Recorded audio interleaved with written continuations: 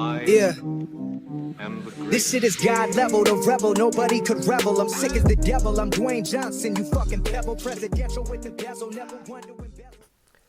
Yo, hello and welcome to my second ever album review. Today we are reviewing Logic's Bobby Tarantino 3. So I'm aware that this came out almost 6 months ago now. It came out in July of this year, but I just felt like doing it. And yeah, I mean, what else is there to say? I felt like doing it, so we're doing it. I'm aware that my first album review just came out a couple of days ago, but it was quite fun. So you know, I'm in the zone, I'm on the roll. So we're doing this one right away. All right, let's get into it. Hey, check it, listen. Okay, so firstly we have intro. So just to give you an idea of what this actually is. So obviously it's the intro to the album, but basically he just makes these noises throughout the whole, I mean it's about a minute long, he makes these noises the whole time, and like I understand it's meant to be like him trolling, like as if he's gonna do an introduction or like intro, whatever. I just find it kind of annoying. Like I understand that's the point of it, but it's just annoying. Like I can't really explain it, but I mean that's all I can say for this. Let's go on to the next one. Oh yeah, just me and my dogs. Track 2, Vaccine. So when I listened to this for the first time, I really didn't like it. I can't even explain why. I just didn't like it. With every listen, it's grown on me, and now I listen to it on a regular basis though. So you know, yeah, it's grown on me quite a lot. It's quite interesting how all three verses are different lengths. So the first one is incredibly short. The second one's a little bit longer, and then the final one is like the length of those two combined or longer. Like that sounds quite weird, but they actually work pretty well. They're also quite strong verses as well. But for the chorus, he says "ah yeah" quite a lot, and I mean it's become a meme. Like it could be a little bit better, but overall it's quite a strong song. It's one of the better songs on the album, and it's a bop. So yeah. Hey, thinking about it, the days that I seen, I'm thinking about the American dream. Oof, love it. I can't even hide this. It's my favourite song. It's so good. Get Up, track number 3. So I love this from the first time I heard it. Like it's a lot of people are a bit mixed on it, but I really like it, and I have since it released. It's not what I'd expect to be on a Bobby Tarantino mixtape if we're like comparing this one to the two previous ones, but I mean that doesn't really matter. It's like, and the reason for that is because it's kind of chill and relaxing sort of at the start, and then like the last verse where he like goes in hard, you know, like that's more fitting for the album. But you know, that doesn't really matter. It's just such a vibey song, such a good song. Yeah, I mean that's about all I've got to say. It's one of my favourites. It's really good. I'ma do it my way. Oh yeah, I'ma do it my way. Okay, track number 4, My Way. So if you know anything about this album prior to watching this video, you'll know that his entire fan base is completely divided over this song. Some love it, some hate it, more hate it than love it. I like it, but I do agree that it's one of his weaker songs, but I don't care. It's not that deep, it's just a song, it's chill, it's a vibe. I feel like it's just, I don't know, it's like he's sort of tried to make this a sort of radio hit, but just hasn't really done a great job of it. But I mean, yeah, I mean I still like it though. It's nice to listen to, so I'm not really too bothered by it. Like yeah, that's about all I've got to say for that. Call me when nobody picking up. Number 5, Call Me. Out of the 4 singles he released, and yeah, 4, we'll get onto that later. This was by far my least favourite. To be honest, I'm not really sure why. I just never really got into this song. Like, I haven't listened to it a lot, to be fair, but I just like, it's just, I don't know what it is about it. I just like I'm not really into it. I don't really like the instrumental either. Actually, to be fair, that's probably the main reason why. But yeah, so I'm not really a huge fan of the instrumental. I appreciate that the lyrics are alright. They're pretty decent, but it's just not for me, really. Yeah. I'm feeling depressed, I'm feeling like I'm not my best. Anxiety got me, I'm stressed. Okay, track 6, Inside, featuring Cynthia Erivo. I'm not sure I'm pronouncing that right. This is the depressing song of the album. So basically, like, you know, most of them are pretty upbeat and stuff. This one's the one, like, you know, not as happy vibes. So people were basically comparing this to Dark Place off No Pressure and calling this a Dark Place Part 2. If I had to compare them, I'd say Dark Place is a little bit better, but I mean, like, it's kind of irrelevant comparing the two there.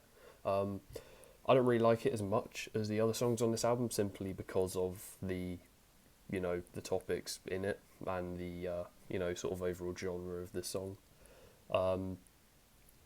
He goes into some deep things in this, which I didn't know about before, and I was just kind of sat there thinking, like, damn, did that really happen? And, like, I said that in a really sarcastic way.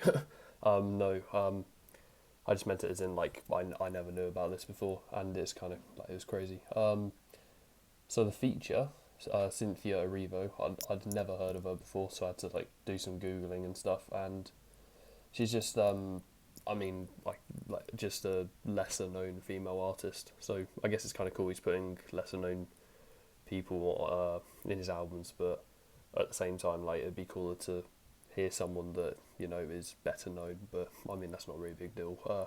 Her parts were alright. Yeah, it was nice to, I mean, it was just a nice addition to the song. There's not much else to say here. Yeah, on to the next one. Take it back like '03, went to old me, what they told me, but don't know me. Jump on it, make it pop back like you, cause she flawless. She say she could take all this. I've been excited to get to this one. Number 7, Flawless. So, funny story about this song. So, as far as I'm aware, it was actually meant for the previous Bobby Tarantino 2, which released in summer of 2018. No, sorry, like March or April or something. 2018. So yeah, it's been leaked for a couple years now, and I came across it a few months ago on SoundCloud and instantly fell in love with it. So, yeah, I was really happy when I saw he released this. It's easily my favourite song off this album. Choruses, I mean, the chorus, like, it's just vibey, man. Like, you know, verses are cool too. I mean, I haven't really got anything else to say. It's a masterpiece. That was my silencer. I've been shot. Okay, as you can guess, track 8 is a skit, and it's in the name, it's stupid.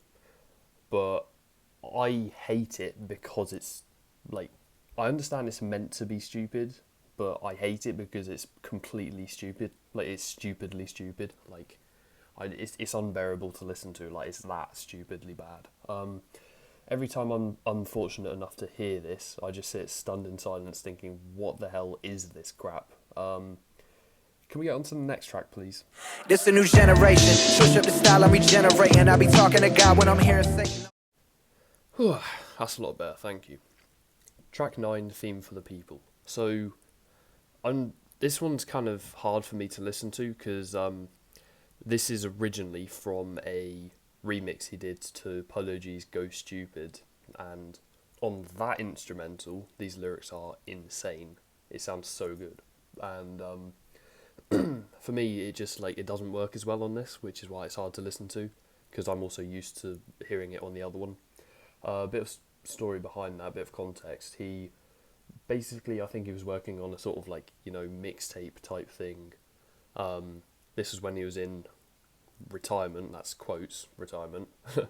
But yeah, I guess he just, like, it just never went anywhere. I mean, it probably would have been a pain to clear the sample anyway, but yeah.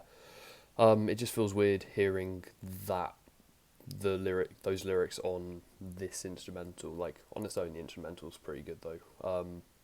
Yeah. Roll my weed on the dash, you could call me Rolls Royce. One word, vibe. Number 10, God Might Judge. So, even though it's about 5.5 minutes long, it's such a banger, and you don't even notice. Like, it goes by so quickly. If you listen to it enough, the instrumental might get a little bit annoying because of like the in the background. Otherwise, I haven't really got any complaints. He does seem to go through the chorus a lot, though. But I guess it's not that big a deal because it's all right. Yeah, this is one of my favourites on the album. To be honest, the next two are as well. It goes massively uphill from. I mean, the second half is a lot better than the first half, but I'll get back to that at the end. Grammy nominated, never won it though. Don't need it, but deep down I want it though. You go crazy and end up in a pond. I've been talking to my therapist. Rhymes I've been writing. It's gonna be my last studio album on Def Jam. Oh, where do I even start with this one? Track 11, See You Space Cowboy. So this song has sort of three distinctive sections, so I'm going to go through them individually because that'll be a little bit easier. So the first section, insane. I don't have anything else to say. Goes in hard, beats amazing, crazy. Second part. So if you don't know who Doc D is, Dr. Destruction, it's sort of an alter ego Logic came up with sort of January, February last year. Well, I mean, he probably came up with it before then, but like he released the sort of album then. It was insane. You should listen to it. I might review that after this. But yeah, he like the rapping in that sort of sounds similar to Doc D. You'll see what I mean if you listen to it. It's also quite good, but it does have sort of, you know, some cringy rhymes, but that's sort of part of the Doc D persona. Like it's just a thing. But they work. They're good. In the final part, he starts talking about how he decided to come out of retirement and make this project. He mentions he's working on a new album, which we now know to be College Park, which is probably going to release next year, and I'm really looking forward to that. So yeah, everything he said was pretty interesting, and I'm really glad he put that in there, and it sort of works with the beat of the song as well. So as a sort of summary of the song, he starts off strong, stays strong, and gets interesting. Hey yo, rapping just a rap. What the fuck happened to that? Here we go, the final track, number 12, Untitled. So, no complaints about this one either, to be honest. This is definitely up there with my favourites from this project. Really great instrumental, and if the horns sound a little bit familiar, it's because it's from the Young Sinatra 4 title track. But yeah, and the rapping and the lyrics flow really well. They're pretty good, yeah. And you know, it sort of feels like an outro, so it's placed well in the track list as well. Yeah, that's all to say on that. And now let's go into the overall thoughts section. Jump up on that track and me and Silas run a train. Fuck the fame, just me and my gang. Me and my gang, I release music. Why? Cause it release the pain. I release the track, it release serotonin in my brain. Feeling godly. Music for the whip, cartoons, very oddly. It's Bobby, being me and no one else. No matter what the fuck they say, I'm always me and no one else. Yo. If you're still listening, I'm proud of you. You were almost there, alright? Just hang on. Overall thoughts. So, before I say anything about the music, I just want to draw your attention to the masterpiece of a cover art. Like, it's amazing. Like, what else can I say? It's just feast your eyes upon it. It's so good. Yeah, so my overall thoughts on this are actually probably going to surprise you after all the positive things I sort of said for that second half of the album. As a whole, I was quite disappointed with it because he released 4 of the songs as singles for a project with 12 tracks in total, 2 of which weren't even songs. So that leaves 6. That's half the track list. A couple songs are old and leaked, and a verse I already knew. So for me, like, really, there are only like 4 new songs. So yeah, I mean, like, don't get me wrong, I liked them, but it was just kind of like, not enough. It just kind of felt like a project that was lazily thrown together in a rush, and the actual order of the track list was quite weird as well, because so you know how I said that there were 4 singles released? They were just in that order right at the start of the track list, after the intro, of course. it just it's a little bit weird, right? It's not just me. Plus, I was hoping for a lot more features. So if you don't know, Bobby Tarantino mixtapes, they're kind of like, they're meant to be sort of like, the hype projects. Yeah, I don't want to say albums because they are mixtapes. They're the hype projects. And usually you expect some, like big names on them. Like take the last one for example, Big Sean, Wiz Khalifa, 2 Chainz, probably forgetting another one. Marshmello, yeah, there you go. Yeah, like with this one, it was just one feature from someone that, I'm not being rude to this person, but no one's really ever heard of them. I mean, I'd never heard of her before listening to this, so it's kind of like, it was a little bit disappointing, but don't get me wrong, her feature was good, it was good. So yeah, disappointed as a whole, but overall, I did like a majority of the tracks, and I still listen to them on a regular basis. It was just the the sort of release schedule and stuff of the album, and like the amount of tracks that were actually released, it was just a little bit disappointing. Yeah, but it, like, the songs that were released, they were still good. So like overall, when this first released, my initial reaction was painfully mid, and I know a lot of you liked that phrase from the last one, but I'm not just using it again to be funny. Like, that was my initial reaction. But now, like, it's all right. It has a lot of replayability, so in that sense, it's good. Yeah, I think that just about wraps this up. So if you're still listening, thanks a lot. It genuinely, it means so much. The support I had from my first album review on Juice's Fighting Demons, it actually really surprised me. I was like 80 something views in one day. Like, that's just amazing compared to all of my other videos. So if you're a part of that, then thank you so much. I've also gone up several subscribers, which is good as well. You'll love to see that. So yeah, that's great. So yeah, if you liked this video, please like it, hit the like button. If you're not subscribed, drop a sub. It means a lot. And yeah, I'll see you in the next one. Cheers.